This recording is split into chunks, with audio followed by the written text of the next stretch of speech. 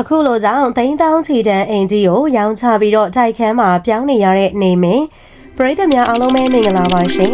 မြန်မာ Selling Insider Page ကနေပြီးတော့ပြန်လည်လို့ကြိုဆိုပါရရှင်နေမင်းကတော့ဗီဒီယိုဇာတ်ကားခေတ်ကလေးကမင်းသားဖြစ်ခဲ့တယ်လို့မိဘကကိုပိုင်ထုတ်လို့ရေးပိုင်ဆိုင်လို့မင်းသားဖြစ်လာခဲ့တာပါ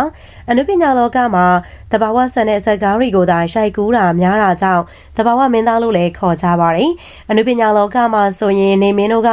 ချမ်းသာတဲ့မိသားစုကလာတယ်ဆိုပြီးတော့တော်တော်များသိကြပါတယ်။နေမင်းတို့ကဟိုးရင်ကလေးကချမ်းသာလို့လဲထုတ်လို့ရေးတွေထောင်ပြီးတော့အနုပညာလောကမှာကျင်လည်နေကြတာဖြစ်ပါတယ်။ကိုပိုင်ချန်ကြီးနဲ့ရန်ကုန်မြို့မှာနေထိုင်နိုင်တဲ့အနေအထားလည်းဖြစ်ပါတယ်။နေမင်းတို့မိသားစုကရန်ကုန်ကမဟုတ်ပဲနယ်ဘက်မှာဗီဒီယိုယုံလေးထောင်ရင်းနဲ့စုဆောင်းခဲ့ကြတာဖြစ်ပါတယ်။ကိုပိုင်ချန်ဝင်းနဲ့တထေးကြီးလိုနေထိုင်နေတဲ့နေမင်းက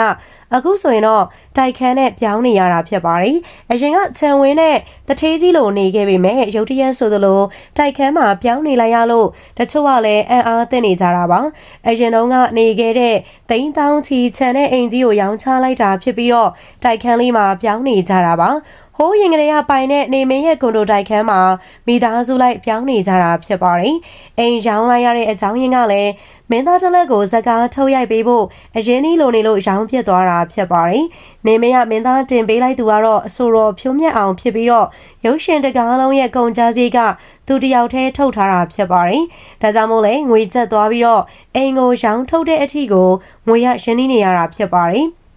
တချို့ကလည်းဖြိုးမြတ်အောင်ကိုမင်းသားတင်ဖို့အိမ်တောင်မှထုံရောင်းရတယ်လို့စားနောက်ကြတာမျိုးရှိပါတယ်။အခုလိုစားနောက်တာမျိုးကိုနေမင်းကတော့စိတ်ဆိုးတာမျိုးမရှိပဲသူ့အနေနဲ့စီးပွားရေးလုပ်တာမို့ဘာမှစိတ်ထဲမှာအစွဲမထားပါဘူး။နေမင်းကဟိုးရင်ကလေးကချမ်းသာတဲ့အပေါ်မှာလဲထုတ်ပြီးတော့ဂုံယူပြီးတော့မကြွားတတ်တယ်လို့မပြောဘဲနဲ့နေတတ်တာပါ။ဒါအပြင်အိမ်နေနဲ့ခြံနေဆိုတာလဲတည်မြဲခြင်းအရာမဟုတ်တာမို့ခြံနဲ့နေနိုင်မှဆိုရဲအစွဲလည်းမရှိပါဘူး။နေမင်းကလည်းရှိပြောင်းနေတဲ့ကွန်ဒိုအခန်းလေးကိုလည်းတဘာဝဆန်အောင်ပြင်ဆင်ထားသလိုတောရွာပစ္စည်းတွေနဲ့သာအလားဆင်ထားတာလည်းဖြစ်ပါတယ်။နေမင်းကသူ့ကိုယ်သူတောသားဆိုတဲ့စကားလုံးကိုလည်းအရန်သုံးတတ်သလို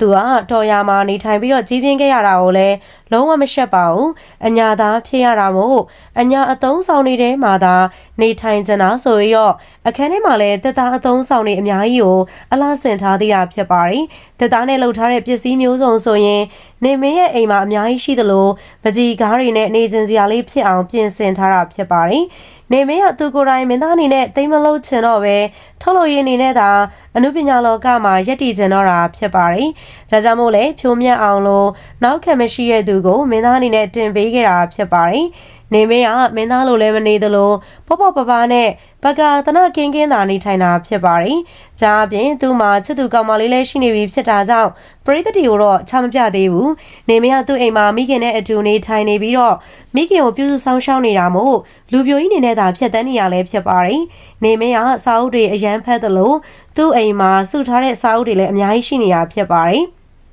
ချန်တဲ့အိမ်ကိုရောင်းလိုက်ပြီးတော့တိုက်ခန်းနဲ့ပြောင်းနေတဲ့နေမင်းအပေါ်ပရိသတ်တို့ရဲ့အမြင်လေးကောမန့်လေးထဲမှာရေးခဲ့ပေးပါအောင်အဆုံးထိကြည့်ရှုပေးတဲ့အတွက်အားလုံးကျေးဇူးများကြီးတင်ပါတယ်ရှင်